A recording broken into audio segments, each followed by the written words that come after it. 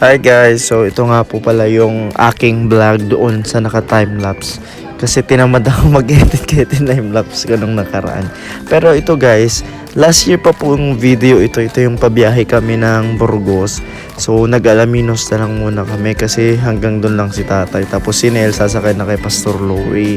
Kaya ayan guys, kasi may concert kami noon. So and guys, actually nung nasa Dagupan na kami, nag-change route kami kasi baha po sa bandang junction. Kaya, ayan, so medyo pabalik-balik kami. At ayan guys, so puro daan lang yung makikita nyo sa vlog na to kasi super sipag ni Eddie na nag-video talagang halos lahat ng bayan. Na-film niya talaga. Tapos yung mga arko-arko, ayan, mula sa Dagupan, Labrador, Sual, ayan, hanggang sa Alaminos. Kaya nandito muna kami sa Lukap para makapasyal tayo at makapagpahangin ng konti at makita rin ni tatay ang Lukap.